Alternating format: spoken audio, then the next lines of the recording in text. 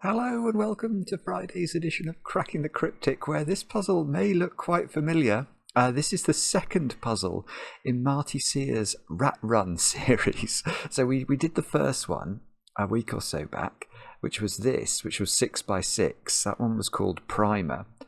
And this one is the second one. It's called Tenacity. It's got a slightly different rule set, but I think the basic idea is the same. We have to get the rat to the cupcake using the rules that we're given. I mean, Marty Sears, what more can you say about this man? He is brilliantly inventive. This has another 97% rating on Logic Masters and a wealth of fantastic comments. And just 2 stars out of 5 for difficulty, so it might be achievable. And anyway, I'll read you the rules in a moment or two's time for this puzzle. What do I have to tell you? Well, we have had the closing date. The closing date has now passed for June's competition. It's been such a success. Incredible Sudoku hunt from Blobs. The Lord of the Rings. If you haven't tried it, if you're a patron and you haven't tried it, do check it out. It's just worth your puzzling time. I know everybody's time is limited in these days, but you'll have so much pleasure if you have a go at this. Blobs, well done, my friend. What a performance this was. And yeah, it's just been fabulous. Big thanks as well to Ted Naismith for agreeing that Blobs could use his incredible artwork in that pack. Fantastic stuff. I will have news on what we've got in mind for you at the start of July very soon. Other than that, we are really closing in on 600,000 subscribers on YouTube now, where we have a special puzzle pack that we're going to be releasing the moment we hit that that milestone. What a milestone that would be for this little weird channel, this nerdy channel that so many of you kindly follow. So if you do enjoy what we do and you're not subscribed, please consider subscribing. It doesn't cost anything to subscribe to a YouTube channel. It just is one of those things that teaches the YouTube algorithm, a puzzle that Mark and I have never really solved. It teaches the algorithm that people do enjoy puzzles, and I think that's a good thing. And I've got a couple of birthdays to do. Let me start by wishing Rory, a software engineer over in New York, a very happy birthday. Rory has turned 24 today, and I know this because your girlfriend Madison wrote to us, and Madison also wrote an incredible number of kind things about you, Rory, including the fact that you are kind-hearted, brainy, all-round wonderful, and also apparently a very good teacher. And the two of you enjoy watching chess videos and Sudoku videos together, which is fabulous. And Rory, I hope you have a brilliant birthday today with, of course, chocolate cake.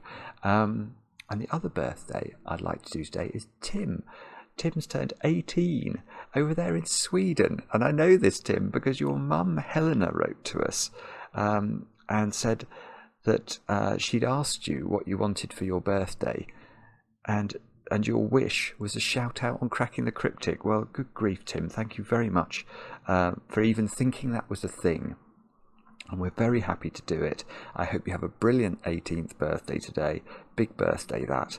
I remember mine like it was yesterday. I mean, it was only a couple of years ago. But Tim, many happy returns. I hope you have chocolate cake. And with that said and done, let's have a look at Rat Run 2 Tenacity. Oh, I read the rules before I turned on the webcam. I've just understood why it's called Tenacity. Goodness me, in some areas of life, I am ludicrously slow. These are the rules of the puzzle. Normal 8x8 Sudoku rules apply. It then says fill the grid with the digits 1 to 8 so that no digit repeats in a row, column, or marked 4x2 box. Right. Okay, so this is a bit like the first puzzle. It's a little difficult to see these grey boxes, but if you study the grid a little carefully, you will see there's a 2x4 rectangle there, and in that rectangle, let me colour it, we cannot repeat a digit, and we're only using the digits 1 to 8 today, so the same would be true of this rectangle, for example. The colours are very pretty with the with the maze. Now, aim of experiment. Finkz the rat must reach the cupcake by finding a path through the maze. Now, I think Finkz is a tribute to another Sudoku setter, Sarah. who I think constructs under the name Rat Finkz, if I remember correctly. So Finkz is thematic. Finkz the rat must reach the cupcake by finding a path through the maze. The path will be a snaking line that passes through the centres of cells without visiting any cell more than once, crossing itself, or passing through any thick maze walls. As well as moving orthogonally, Finkz may move diagonally if there's a 2x2 space in which to do so, but may never pass diagonally through the rounded end / corner of a wall. So that means that Finkz is not allowed. Let's go to the line drawing tool. Finkz couldn't do that because Finkz would travel through that rounded nodule there, and that's too naughty for words. Finkz could do that, on the other hand, because in this 2x2 you can see there are no nodules through which would prevent Finkz from moving. Now, the test constraint this time, what was it last time? Let me just remind myself. Last time it was prime numbers, wasn't it? Okay, this time it's not prime numbers. In this experiment, any two adjacent cells along the correct path must sum to at least 10. So, we can see the path begins here. And what that means is these two cells have to add up to at least 10. There we go. And then we have to find our way through the maze subject to that constraint. That is all the rules. So it's a very short constraint, and that's why I guess the puzzle is called tenacity. Do have a go. The way to play is to click the link under the video as usual. But now I get to play. Let's get cracking. Go back to my line drawing tool. So the Finkz has got to go like that, I'm going to claim. And now I'm guessing Finkz doesn't immediately go there, because then the path would be very it would be very efficient, and I can't think the puzzle would solve. Why is that not the path? It's going to be something mathematical, isn't it? Well, actually, it's not. Well, it sort of is. I can see why that's not the path, and that is because in the row, it's going to be row 8, isn't it? In row 8 of the grid, we need to put a 1. And wherever the 1 goes, it will be in a domino that couldn't possibly sum to 10, because the biggest digit in the puzzle is an 8. So that does not work. So I can see, actually, that the path will go up there. Although then it's going to be a bit complicated, because we don't know whether Finkz is going diagonally. Well, actually, we do. We do know. Well, no, we don't. We don't know where Finkz goes exactly, but we do know that Finkz does not go into that square, because then we're going to have exactly the same problem. If Finkz did go here, then we know we have to put a 1 in one of those cells in box 7, and wherever we put the 1 in one of those squares, it will be in a domino that cannot sum to 10. So Finkz never goes to that square, and that square is therefore a 1. But that doesn't really help us, because Finkz could go like that or like that next. But more to the point, we should probably consider the cupcake, shouldn't we? Because the cupcake direction must now be like this. And the 1 in the bottom row is going to be in one of those squares. And Finkz is going to go along here. Yeah. Okay, so I think this idea that Marty's got is very much driven off 1s, if I'm not mistaken, because now, if Finkz goes vertically up column 1, Finkz will have to take all of these squares. And again, we're going to have a 1 problem. There will be a 1 in column 1, and it will attach to any digit we like in the puzzle, but it will not be in a domino that sums to 10 when doing so. So Finkz is going to go that way, which means one of those squares is a 1 in column 1. Well, actually, let's see. So Finkz, well, okay, it's the same thing again. So where is the 1 in this box now?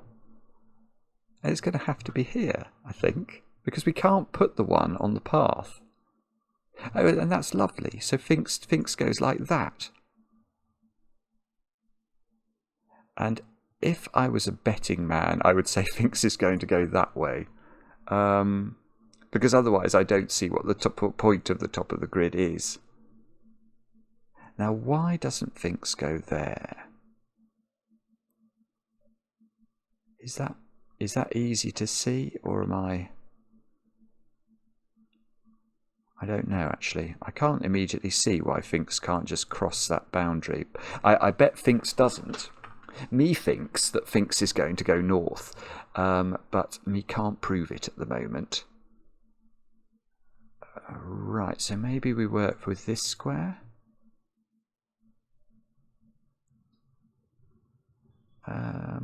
No, okay, no, sorry, I'm not actually seeing this at all. Ah! Okay, so perhaps what we actually have to do then is to think about numbers along the path. That might not be right. Hang on, let me just think about this. Maybe Finkz can't go there because no, that's okay. I was wondering whether there are some pathways. Oh, yes. How about? Well, this might be wrong, but I don't think that's very likely as a pathway, because if Finkz does go there, how Finkz would have to do that, I think, because if Finkz went up, aren't we going to get a loop? Yeah, we are. Oh no, maybe we're not. No, we are. We are going to get a loop. There's no way. Yeah, there's no way we can get Finkz out of the top of the grid. So Finkz would have to go down and down here. And now this box here, this one, Finkz has occupied every cell in that box. And therefore there is a 1 on the pathway. And so that domino containing the 1, there will be at least one such domino, couldn't add up to 10. So I am going to claim we can, what we can actually do is that, which means we can do that. Well, no, because we still don't know whether Finkz goes north. So I think what we might be doing, well, I suspect once we've proved Finkz goes north, which I'm guessing we're going to do at some point, we can then see Finkz is doing something like this. And then that. Okay, but I'm sorry, I can't see. I suspect there is a very simple reason that says Finkz goes north here, but I don't know what it is. So I'm going to try something different. Let's think about how we populate the digits along this line. And I suppose the 2 is the difficult digit, isn't it? Because the 2, it's like a German whispers situation. 2 is monogamous so far as Finksz's path is concerned, because 2 could only be next to an 8. Which means that 2 can never be in the middle of the line. It could perhaps be here, but only if it was there, we'd have to have 8s in both of those squares. And those 8s wouldn't see one another by means of Sudoku, so that may be possible. But 2 in this box, then, is either exactly here or exactly here, I'm going to claim. And therefore there is an 8 either there or there. Now, what happens then?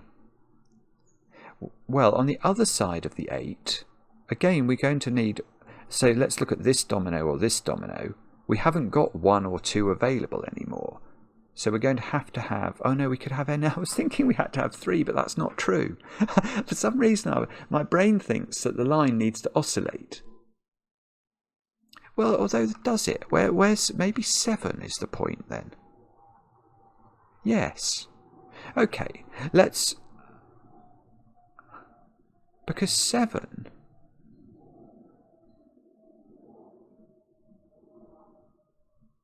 Yeah, I think what has to happen along the line is that we have to be efficient regarding the high digits. Because the high digits are what's going to allow the 2s, 3s and 4s to reach dominoes that add up to 10.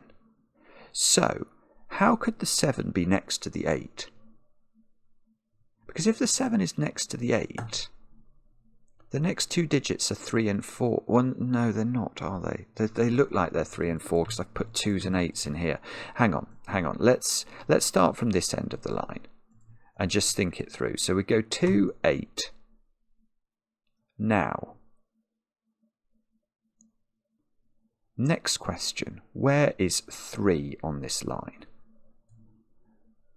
And the answer to that is that 3 needs to go next to possibly 8, possibly 7. But, and then 4 needs to be next to, well, 4 needs to be next to 6, 7 or 8.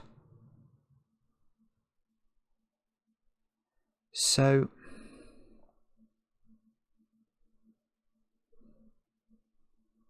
I'm trying to think through how to visualize this in an efficient way. Because my sense is that we need to oscillate high and low digits, in which case this digit, if the line started with a 2 here as opposed to here, this would be 2, 8, then this would be 6 or 7, this would be 6 or 7. And then we would have to put 2s, 3s, 4s and 5s into those squares. Yeah, maybe that's the way to think about it. Okay, here is a way to think about it. The numbers 2, 3, 4 and 5 have to appear. Yeah, okay, I'm going to do it this way. 2, 3, 4 and 5 have to appear in this rectangle. Can those digits ever be next to one another? That's the simple way of seeing it, isn't it? Of course they can't. You can't put 2 next to 5. You can't put 4 next to 5. So 2, 3, 4 and 5 have to be kept apart. And that means they're going to have to be in the odd-numbered positions along the line. They're going to have to be there. So these digits are 2, 3, 4 and 5, which means these digits are 6, 7 and 8. Now let me just check. That is generalizable, isn't it? I think. Because this position and this position are in the odd positions on the line. There are 7 cells along the line, and we know that the odd positions, positions 1, 3, 5 and 7 have to be occupied by the digits, that the 2, 3, 4 and 5 digits. So now, well, we know that 2 is not in the middle of the line. We know that 8 has to be next to 2, so this digit is definitely not an 8. Now, this digit, yeah, and then we can extend this, can't we? That logic holds for a length 7 line, which is exactly what we have here. We've got the same principle applying. This is beautiful. It's actually very similar. I mean, I don't want to spoil the first puzzle, but it's a sort of similar type of trick. So those squares have to be 2, 3, 4 and 5. These squares have to be 6, 7 and 8. And now look at those two squares. They are consecutive along the path, and they have to add up to 10. So they're double 5. And now these squares are not 5. These squares are not 5. Now where do I put 2 in the bottom one? I have to put 2 there. That has to be 8. So this is not 8. So we've got a 6, 7 pair. But 3 can't sit between 6 and 7, because if it did, it would be connected to a 6, and that won't work. 3 plus 6 is 9. Knowledge bomb, 9 is less than 10. So that is 3. That's 4. That's, that's 3 in the corner. That's 3 in the spotlight, losing its religion. That's got to be the 2 in this one. That's going to be the 8. I really like this. I think I was a bit slow to picking up the point, but now the same thing happens here. We can't have a 6, 7 with a 3 in the middle of it. So that's 4, that's 3. That needs to be 7 to get high enough, and that needs to be 6. And we get loads of digits in. So now, right. And now I can prove why Finkz doesn't go into this square, because this domino would have to add to 10, and that would make this an 8. Which it cannot be by Sudoku. So that Finkz goes up, Finkz goes this way, Finkz doesn't go that way, because we worked that out earlier. So Finkz is going to go into box 1 somehow. And once in box 1, Finkz is going to go on a little journey there. exit there, doesn't turn left because that doesn't work, comes along here, goes down here, and we are slowly but surely understanding the journey that Finkz is going on. Now, 1 in box 2 has to be up there because it cannot be on the path, which means 1 is in one of those 2 squares in box 1.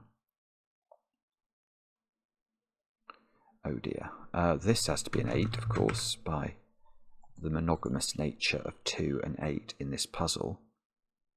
This digit can now be anything at all. Well, I mean, it can't be 1, but it could be actually any other digit apart from 8, 5 and 4. So, I mean, maybe it's worth pencil marking in a minute once I get stuck, but I'm not pencil marking it yet. 1 in this box has to be over there. So 1 in this box is in one of those 2 squares. So again, if this was a 1, we would know that this doesn't go here.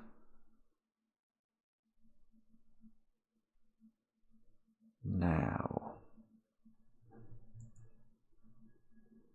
okay.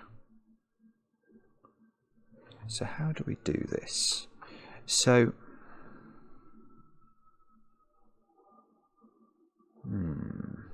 sorry, I'm just let me cogitate about this for a second or two. It may be that what I'm meant to do is to do some fairly extensive pencil marking, which you know I'll resist.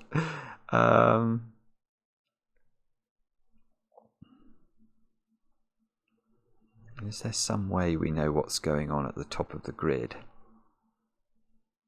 I know that 8 in box 1 is in one of those squares. But until, okay, maybe this domino is where we look. Those digits are 3, 4 and 7, aren't they? Yeah, this digit is 3, 4 or 7. But this can't be a 3, 4 pair because that is definitely on the path. So there is definitely a 7 in one of those squares. I don't think that's going to be very good. If this was...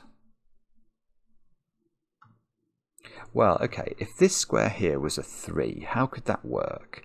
This could be 7 and that domino would work, but this digit couldn't be 7 or 8, so that couldn't work. So that is not 3. If this is 4, this has to be 7, but this then could be 6, you see. Ah. And if it's 7, all bets are off, because obviously this digit could be anything that's 3 or higher. And there are plenty of options.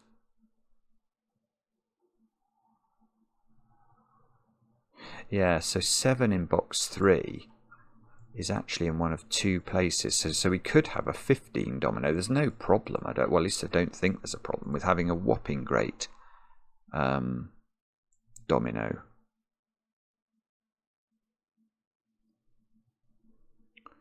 So perhaps, I don't know.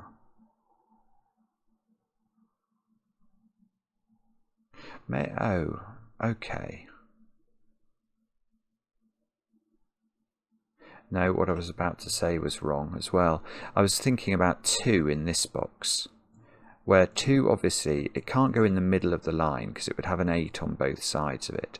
So I think we could rule 2 out of all of those squares, which means that 2 in box 2 is in one of these 3. But if it's here,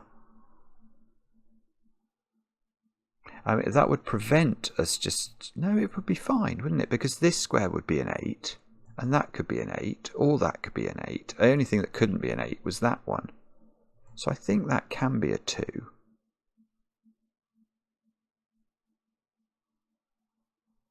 Again, I'm not certain about that, but I sort of feel like it might work. Sorry. Or maybe it's this row then.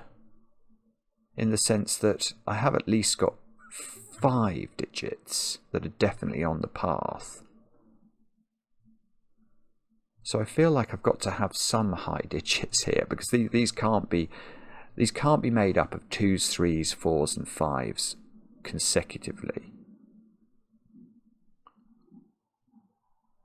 Well, hang on. Oh, maybe that's the point. what would happen?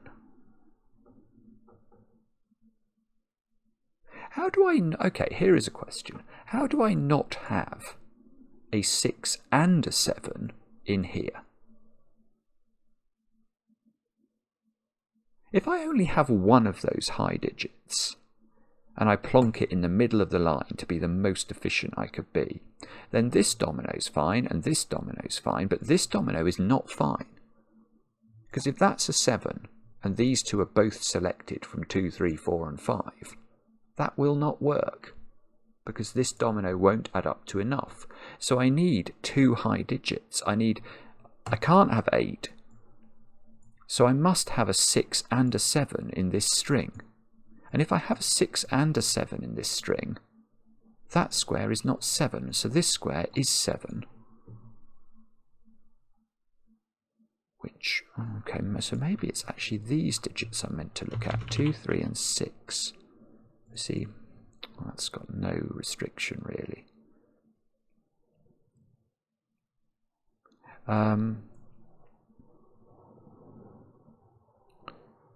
Okay, and if the 6 and the 7 were next to one another, that won't work, will it? Because then this domino would be broken, whatever we put into it. So the 6 and the 7 are sort of spaced out. They're either these two or they're these two. And they're interspersed with, so this can't be 6, sorry. So this has got very restricted. There is a 6 in this domino. You can't make 10 in this domino. It won't be high enough. So Finkz doesn't go down there. Finkz goes here, and then Finkz must go down here and down here. Oh, this is gorgeous. Right, now, how could this possibly be a 1? It can't be, because it will create naughty dominoes. Now we know that's on the path. That's got to be 1. That's got to be 1. This can never be on the path now. So Finkz either... No. This is it. Look. If Finkz goes straight there, what's this digit? Well, it would have to be an 8 or a 7 to combine with a 2 or a 3, and it can't. So Finkz goes there and then down, and then that's a 3, because it needs to get high enough to match up with the 7, which means this is a 4, this is a 7, this is a 3 by Sudoku. 7 and 2 is not high enough, so 7 and 6 is where we go there. That's now a 2. 1, 2, 3, 4, 5, 8 into these squares. Let me just see if we can do Sudoku with that. That's obviously not 4. Yeah, well, yeah, the 8 is up here, definitely, because of this, isn't it? So that's 5. Is this going to work, or is it not going to work? I'm slightly worried about this. I can't attach 5 to 4, so I have to touch 5 to 8. That has to be a 4. That's a 5 in the corner. These two squares are a 2, 6 pair. Well, we know the order because we've worked out there's a 6 over here. So that's 6, that's 2. We've done... This is such a strange grid. I have done literally half the puzzle. I don't think that's ever happened before. I don't feel like I've ever done that in the... Maybe it has in some editions somehow. But what a strange thing to have done. To have done literally half the numbers and exactly half the grid. This has to be quite a big number. It has to be a 7, because it can't be an 8 and it has to add to 10. So that's not 7 anymore. If I could get rid of 6, then I'd know the alternation. Now, these squares are 1, 2, 3 and 8. And I know that's not 1 on the path. It can't be 2 either, because the path goes straight up and down. So this would be a double 8. If that's 3, we have to go 7, 8. We can't put 7 or 8 in this square, so that cannot be 3, that's 8. That's probably useful. I don't know, actually, it might not be as good as I was thinking. Let's try these 3 digits. Well, that's not 2 anymore. So we were looking at 2. I've now got a 1, 2 pair in box 2, which means these squares are 3 and 8, which is fine, actually. I don't think I know the order. So these squares are 4, 5 and 6. Oh, I've got to be, well, oh no, because I don't know the path. Well, it's not possible this is a 4, 5 pair, because 4 and 5 only add up to 9, so there's a 6 in one of those. that's a 3, no, if that's a 3 it won't work, because that's joining to a maximum of 6. So we do, yeah, there's some sort of alternation going on in this puzzle. I've just not been very good at sort of bottoming it out. So what's going on here? 8 in box 8 is in one of 2 places, but not on the path. So we can't put 2. Ah, that's it, isn't it? Okay, so where does 2 go in this box? No, well, no, this is right.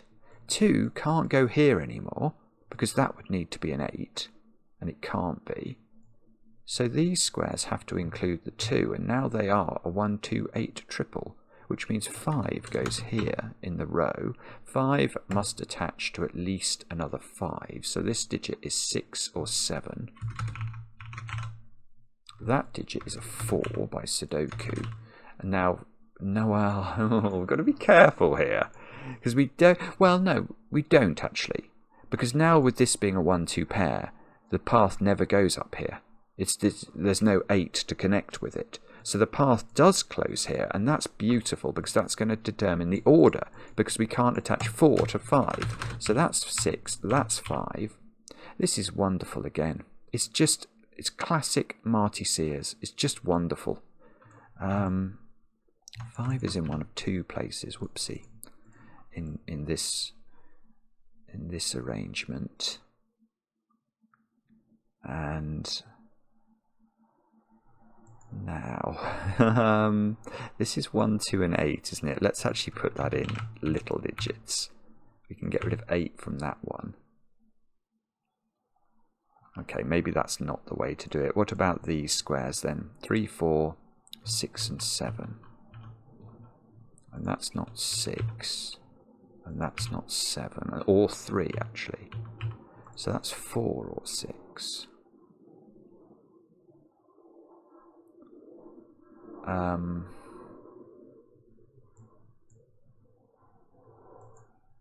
This digit, is that under pressure? No.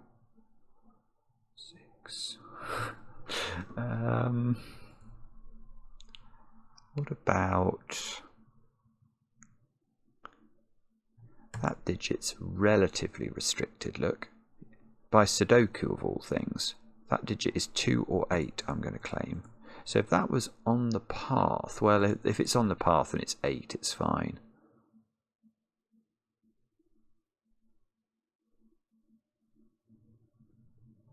Oh dear. So how do we do this? This domino has to be high enough, but it would be.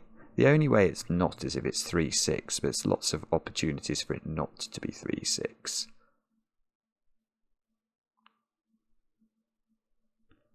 If there was no 7 in this domino, it wouldn't work.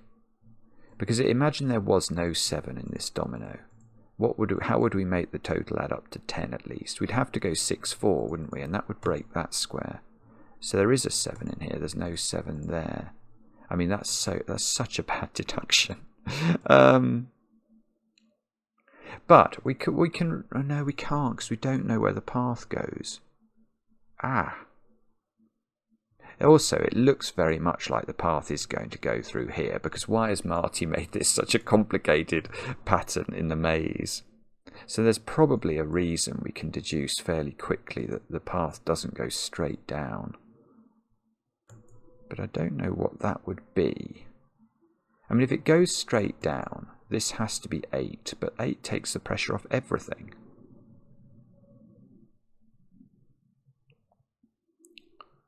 Or perhaps... okay, what I probably have to do, actually, is to pencil mark a bit more vociferously than I have done. That might be wrong, but let's give that a go. So, what about these squares then? These are 4, 5, 6 and 7, and we know that there's alternation going on. We know that's not 6. We know, no, we don't really know very much.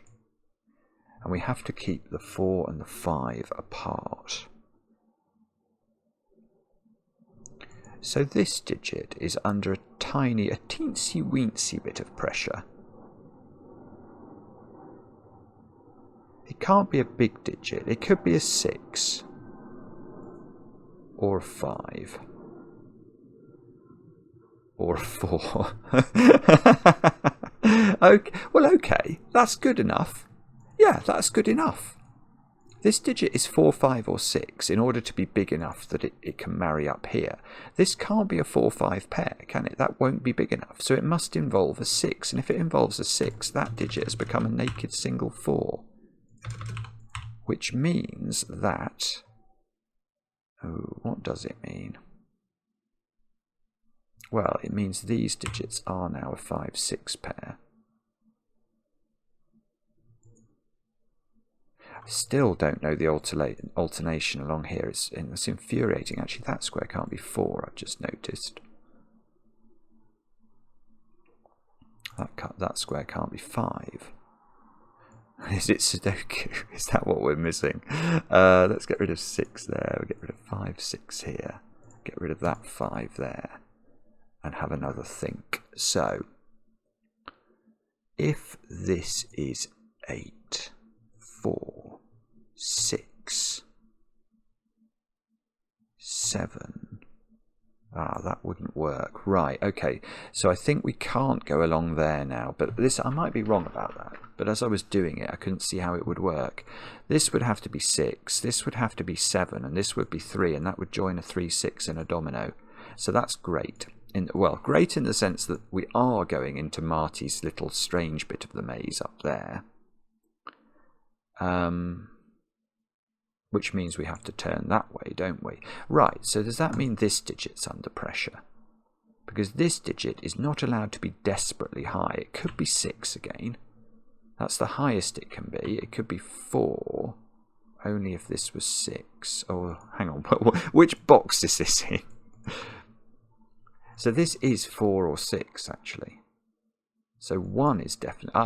so 1 is definitely in these two squares. Well, that's gorgeous, because if 1 is in these two squares, the path can't go that way, because it will bump into a 1, so the path dips. And we've got Finkz to the cheese. Oh, no, not the cheese, the cupcake. We've discovered the whole path. I just don't know what it means yet. Now, 1's here and 1's here. They are the two 1s that must exist in the puzzle in columns 7 and 8. So we can't have a 1 there and we can't have a 1 here. And this digit is, well, it's not 2, is it? Or 3, because it wouldn't be big enough. So it is 7. That's all it can be. 2, 3, joining up to a maximum of 6. That is a 7. So that's not a 7. Now, okay, so now we know that the 7 in this lineup is in one of these two squares. So the 6 isn't also there, because if it was, this would be a 4, 5 pair. So one of these is a 6, which means that's not a 6. So that's 5 or 7. And it's either going 7, 6 there, or it's going 7, 6 there. I think both of those things work infuriatingly. Okay, so is it this one? So that digit can't be a 2 because it won't be a big enough domino. So it could be a 3 or it could be an 8. Oh. Bobbins. And that digit is 2 or 3 by Sudoku. Good grief. Okay, so I still don't understand quite how this works.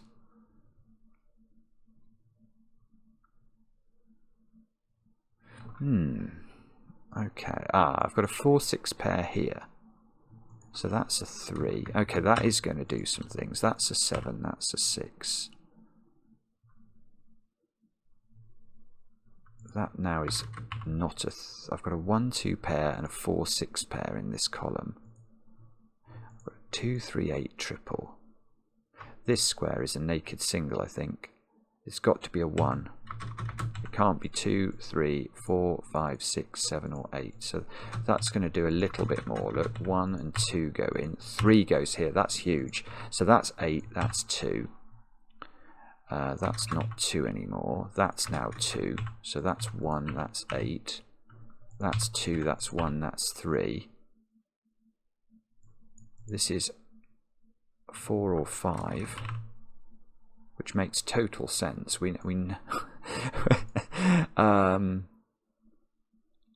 Okay, and now all I've got to do, that's done it.